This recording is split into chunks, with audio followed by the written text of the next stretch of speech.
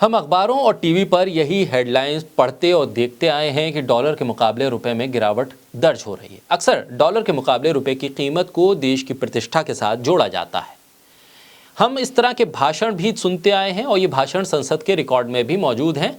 UPA सरकार के वक्त में उस वक्त की विपक्ष में रहने वाली बीजेपी के नेता वार करते थे और कहते थे कि रुपए की कीमत गिरने से देश की प्रतिष्ठा गिरी है।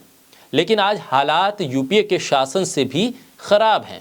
रुपए रिकॉर्ड गिरावट के साथ अपने निम्नतर स्तर पर पहुंच रहा है। साल 2022 के लिहाज से रुपए में कैसा बदलाव हुआ, कैसा प्रदर्शन रहा, कैसा रहा उतार चढ़ाव, कैसे तय होती है करेंसी की मजबूती, आइए देखते हैं इस वीडियो में। बोलता हिंदुस्तान पर मैं हूं आपके साथ मिर्जा शाकिर अली बेग।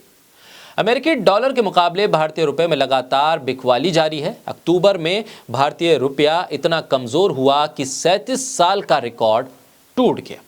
दरअसल महीने भर में रुपया 1.8% फिसला। गिरावट का यह आंकड़ा 1985 के बाद पहली बार देखने को मिला। साल 2022 में डॉलर के मुकाबले रुपए में 8 रुपए 44 पैसे यानी 11.36% की गिरावट आई। रुपए में गिरावट की बड़ी वजह डॉलर इंडेक्स की मजबूती को बताया गया, जो इस साल 16% बढ़कर 114.8 तक के रिकॉर्ड स्तर पर पहुंच गया। यह आंकड़ा साल 2002 के रिकॉर्ड स्तर के करीब पहुंचा था। इसके अलावा विदेशी निवेशकों की शेयर बाजार में बिकवाली से भी भारतीय रुपया कमजोर हुआ। अमेरिकी फेडरल रिजर्व की बढ़ती मुद्रास्फीति यानी कि इन्फ्लेशन, जब मांग और आपूर्ति में असंतुलन पैदा होता है तो जो कीमत है वस्तुओं की, जो सेवाओं की कीमत है वो बढ़ती है। कीमतों में इस बढ़ोतरी को ही मुद्रास्फीति कहते हैं या इन्फ्लेशन कहते हैं। अमेरिकी फेडरल रिजर्व की बढ़ती मुद्रास्फीति यानी इन्फ्लेशन, जब मांग और आपूर्ति में असंतुलन होता है तो वस्तुओं की कीमत, सेवाओं की कीमत बढ़ती है, इसे ही इन्फ्लेशन या मुद्रास्फीति कहते हैं। इसमें वृद्धि होने लगी। हुआ ये कि अमेरिका में अपने डॉलर की कीमत को काबू में लाने के लिए उन्होंने ब्याज दरों में कमी की। वृद्धि से विदेशी बाजारों में डॉलर मजबूत हो गया।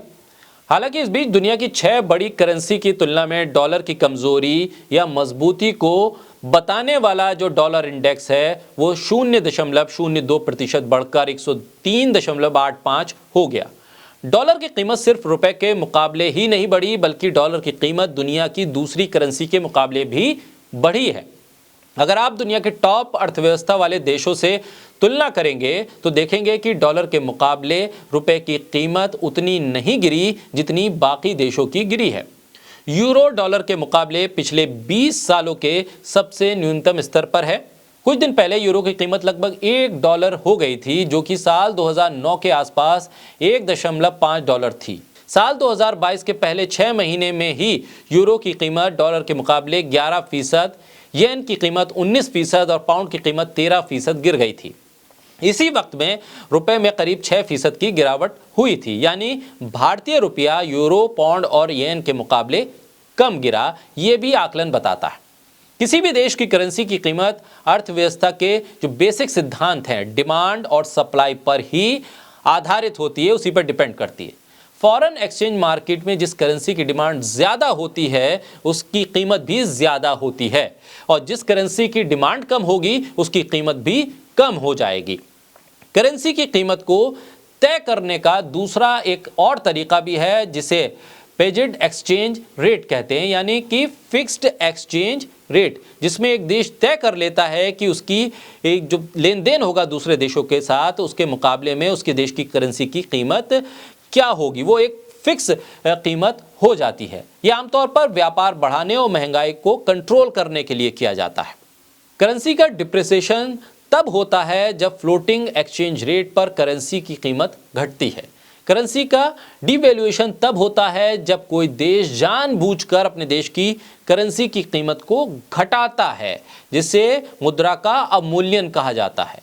उदाहरण के तौर पर चीन ने अपनी जो मुद्रा है उसका अवमूल्यन किया था। साल 2015 में पीपुल्स बैंक ऑफ चाइना ने अपनी मुद्रा युआन की कीमत को घटा दिया था।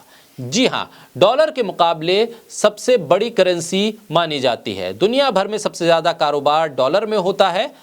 जो सामान हम विदेशों से मंगवाते हैं उसके बदले भी हमें डॉलर देना पड़ता है, और हम जब बेचते हैं तो हमें भी डॉलर ही मिलता है।